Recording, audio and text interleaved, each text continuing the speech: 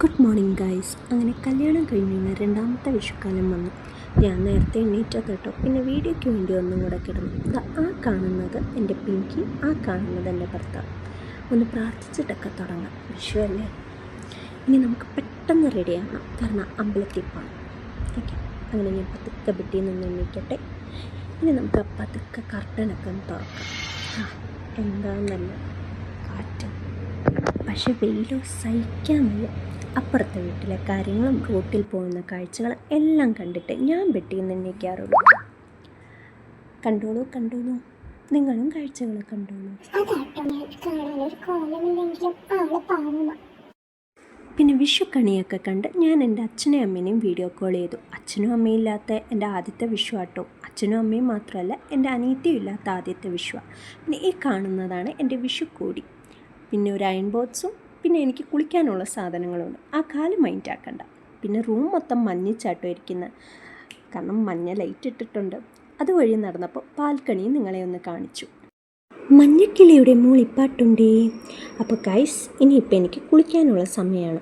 കുളിക്കുന്നതിന് മുമ്പ് പല്ല് തേക്കുക എന്നൊരു ചടങ്ങും കൂടെ ഉണ്ടല്ലോ. അപ്പോൾ പിന്നെ നമുക്ക് പല്ല് തേക്കാനായിട്ട് പോവാം. എനിക്ക് ഈ ലൈറ്റ് മാത്രമല്ല കേട്ടോ, ആ ലൈറ്റ് ഇട്ടാലേ ഒരു സാറ്റിസ്ഫാക്ഷൻ ഉള്ളൂ. പിന്നെ കണ്ണാടി നിങ്ങൾ മൈൻഡ് ആക്കണ്ട, ശോകമാണ് അവസ്ഥ. ഇനി ഈ കാണുന്നതാണ് എൻ്റെ ബ്രഷ്, ആ കാണുന്നതാണ് എൻ്റെ പേസ്റ്റ്. വീഡിയോ എടുക്കാൻ അറിയാത്തതുകൊണ്ടാട്ടോ ഇങ്ങനെയൊക്കെ. അങ്ങനെ വിസ്തരിച്ചല്ലെങ്കിലും പെട്ടെന്നൊരു നല്ല കുളി പാസ്സാക്കി വന്നു.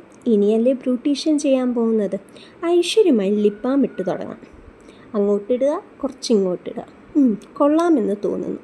ഇനിയിപ്പോൾ അടുത്തതായി ഐലൈനർ. അയ്യോ, ഇപ്പോഴാണ് ഓർത്തത്, എന്നെക്കൊണ്ടിത് പറ്റില്ല.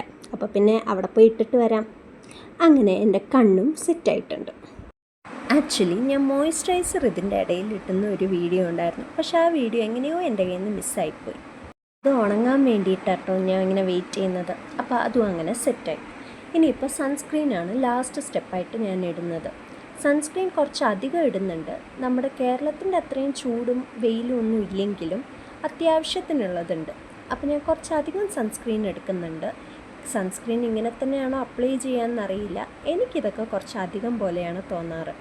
ഇനി ഞാനത് 1, 2 അങ്ങനെ പറഞ്ഞ് കുറച്ച് ഡോട്ടുകൾ വരച്ചിട്ട് പിന്നെ എല്ലാം കൂടെ ഒന്ന് സെറ്റ് ചെയ്യുകയാണ് ചെയ്യാറ്. മൂക്കിലും കൂടെ ഇട്ടില്ലെങ്കിൽ എനിക്കൊരു സമാധാനം വരാറില്ല. അപ്പം ഞാൻ എല്ലായിടത്തും ഒന്ന് സെറ്റ് ചെയ്ത് കൊടുക്കുന്നുണ്ട്. കൂടുതലും ഞാൻ സൺസ്ക്രീൻ വെയിലത്ത് സൺ പ്രൊട്ടക്ഷന് വേണ്ടിയിട്ട് മാത്രമല്ല യൂസ് ചെയ്യുന്നത്. എനിക്ക് ഇച്ചിരി ഒന്ന് വെളുത്ത പോലെ തോന്നാറുണ്ട് സൺസ്ക്രീൻ ഇടുമ്പോൾ. ചിലപ്പോൾ അതെൻ്റെ മാത്രം തോന്നലാവാം, പക്ഷേ എനിക്കെന്തോ ഒരു സാറ്റിസ്ഫാക്ഷനാണ് മോയ്സ്ചറൈസറും സൺസ്ക്രീനും കൂടെ ഇടുമ്പോൾ. ഞാൻ ഇടയ്ക്ക് സ്നെയിൽ മ്യൂട്ട്സിന് ഇടാറുണ്ട് കേട്ടോ, പക്ഷേ ആ സംഭവം എൻ്റെ കയ്യിൽ നിന്ന് കഴിഞ്ഞു പോയി. ഇതുവരെ ഞാൻ വാങ്ങിച്ചിട്ടില്ല. എന്തായാലും ഞാൻ പോയി കൈ സോപ്പിട്ട് കഴുകിയിട്ട് വരാം. എനിക്കൊരു വൃത്തികെട്ട ശീലമുണ്ട്. അതായത് എനിക്ക് മോയ്സ്ചറൈസറോ സൺസ്ക്രീനോ എന്തെങ്കിലും ഒരു ക്രീം തൊട്ടിട്ടുണ്ടെങ്കിൽ അപ്പം തന്നെ കൈ സോപ്പിട്ട് കഴുകണം. അതും മോയ്സ്ചറൈസർ ഇട്ടിട്ടും സൺസ്ക്രീനും ഒക്കെ. ഇനിയിപ്പം ലാസ്റ്റ് ഹെയർ ഒന്ന് സെറ്റ് ചെയ്യണം. നോക്കി വന്നപ്പോൾ എന്താ മൊത്തം ചിക്കായിരുന്നു. നിങ്ങളെന്താ പറയാമെന്ന് എനിക്കറിയില്ല. ഞങ്ങൾ പാലക്കാടാണെങ്കിലും എൻ്റെ അച്ഛനും അമ്മയും ജനിച്ചു വളർന്നതൊക്കെ പത്തനംതിട്ടയാണ്. അപ്പോൾ ഞാൻ സെറ്റായിട്ടുണ്ട്. എൻ്റെ ഹെയറും എൻ്റെ ഡ്രസ്സും എല്ലാം ഞാൻ സെറ്റായിട്ടിരിക്കുന്നുണ്ട്. ഇനിയിപ്പോൾ ഞാൻ കുറച്ച് നേരം ബോറടിച്ചപ്പോൾ കോറിഡോറിൻ്റെ അവിടെ പോയിട്ടൊന്ന് നിന്നു. ഞാൻ എന്നെ തന്നെ ഒന്ന് ക്യാമറയിൽ നോക്കി സന്തോഷിച്ചു. ഹാളിൽ നോക്കിയപ്പോൾ ഉണ്ട് എൻ്റെ ഭർത്താവ് ഉൾപ്പെടെ എല്ലാവരും ഭക്തിയുടെ മൂഡിലായിരുന്നു. എല്ലാവരും ഭക്തിഗാനങ്ങളൊക്കെ ഇട്ട് അങ്ങനെ ഇരിക്കുകയായിരുന്നു ഹാളിൽ. ഞാൻ മാത്രം തേരാപ്പാര ഇങ്ങനെ നടക്കുന്നുണ്ടായിരുന്നു. പിന്നെ ഞാൻ ഒന്നും കൂടെ പുറത്തേക്ക് പോയി. ചുമ്മാ നിങ്ങളെ കോറിഡോറൊക്കെ കാണിക്കാമെന്ന് വിചാരിച്ചു. നമ്മൾ താമസിച്ചിരിക്കുന്നത് ഗോൾഡൻ ഹെറിറ്റേജ് അപ്പാർട്ട്മെൻറ്റിലാണ് കേട്ടോ. അപ്പോൾ ഇനിയിപ്പോൾ ചുമ്മാ ഒന്ന് നടന്നേക്കാം. ഇനിയിപ്പോൾ അടുത്തത് മുല്ലപ്പൂവിൻ്റെ സമയമാണ്. ഇതാണ് കേട്ടോ വിഷുക്കണി. ഓക്കെ, അത് പെട്ടെന്ന് പോയി. ഇനിയിപ്പം ഞാൻ മുല്ലപ്പൂ വെക്കുന്നത് കാണിച്ചു തരാം. സാധാരണ ഞാൻ മുല്ലപ്പൂ ഒന്നും ഇങ്ങനെയുള്ള ദിവസങ്ങളിൽ വെക്കാറില്ല. പിന്നെ സാരി ഉടുക്കുമ്പോൾ ഞാൻ വെക്കാറുണ്ട്. കാരണം സാരി ഉടുക്കുമ്പോൾ എനിക്കെപ്പോഴും മുല്ലപ്പൂ വെച്ചാലേ ഒരു ഫിനിഷിങ് കിട്ടാറുള്ളൂ. ആ സമയത്ത് മാത്രമേ എനിക്ക് മുല്ലപ്പൂ ഇഷ്ടമുള്ളൂ.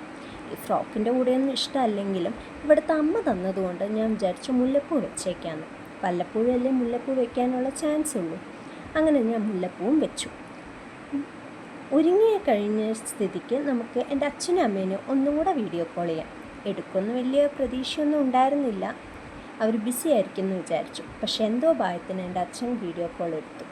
അങ്ങനെ കുറച്ച് നേരം അവരോട് വീട്ടുവിശേഷങ്ങളും നാട്ടുവിശേഷങ്ങളും പിന്നെ ഞാൻ അവിടെ ഇല്ലാത്തതിൻ്റെയും, ഞാൻ മാത്രമല്ല കേട്ടോ, എൻ്റെ അനിയത്തി അവിടെ ഇല്ല, അനിയത്തിയും ബാംഗ്ലൂർ തന്നെയാണ്. അപ്പോൾ അവർക്കും കുറച്ച് വിഷമങ്ങളൊക്കെ ഉണ്ട്, എനിക്കും കുറച്ച് വിഷമം അധികം ഉണ്ടായിരുന്നു.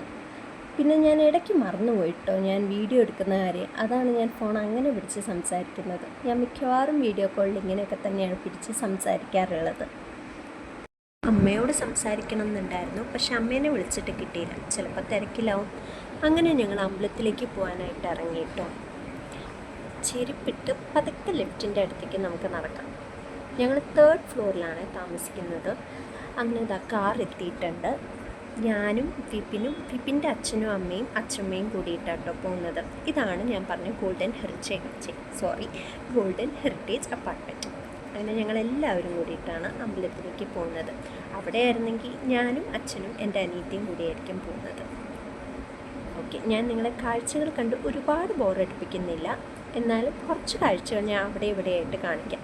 പിന്നെ ഞാൻ താമസിക്കുന്നത് ബാംഗ്ലൂരാണ് കേട്ടോ, സിൽക്ക് ബോർഡിൻ്റെ ആ ഭാഗത്തേക്ക്. നമ്മളിപ്പോൾ പോകുന്നത് ഒരു അയ്യപ്പൻ്റെ ടെമ്പിളിലേക്കാണെന്ന് തോന്നുന്നു, എനിക്ക് കൃത്യമായിട്ട് ഓർമ്മയില്ല. അപ്പം ഇതാണ് പോകുന്ന വഴിക്കുള്ള കാഴ്ചകൾ, കുറച്ച് നിങ്ങൾ കണ്ട് ആസ്വദിച്ചോളൂ.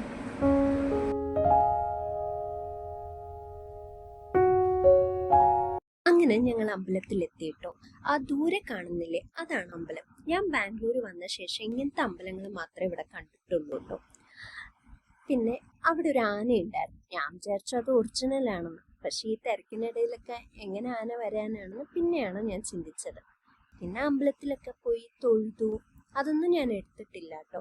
പിന്നെ ഞാൻ എടുത്തത്, നമ്മൾ നല്ലൊരു കൊട്ടും ഇതൊക്കെ കേട്ടിട്ടുണ്ടായിരുന്നു. അവിടേക്ക് പോയി കുറച്ച് നേരം കൊട്ടൊക്കെ ആസ്വദിച്ചു. പക്ഷെ അതിനെക്കാട്ടിലും എനിക്കിഷ്ടപ്പെട്ടത് ആ ബാക്കിൽ കാണുന്ന കഥകളിയൊക്കെ കേട്ടോ, എത്ര നന്നായിട്ട് അവർ വരച്ചിരിക്കുന്നത്, അത് കുറച്ച് നേരം ആസ്വദിച്ചു.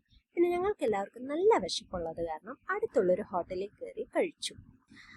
പിന്നെ വീട്ടിൽ വന്നിട്ട് നല്ല ക്ഷീണം ഉണ്ടായിരുന്നു, നല്ലതായിട്ട് ഒന്ന് ഉറങ്ങണം എന്നുണ്ടായിരുന്നു. പിന്നെ ആ കിട്ടിയ കോയിൻസ് ഒക്കെ അമ്പലത്തിൽ നിന്ന് കിട്ടിയതാട്ടോ. അത് കഴിഞ്ഞപ്പോൾ എൻ്റെ അനിയത്തി എത്തി, വിപിൻ്റെ അനിയനെത്തി, എൻ്റെ അനിയത്തിയുടെ ഭർത്താവിൻ്റെ അനിയനെത്തി, ശംഖു. അങ്ങനെ ഞങ്ങളെല്ലാവരും സദ്യയൊക്കെ കഴിച്ചിട്ട് ഒരു സുഖം ഉറങ്ങി.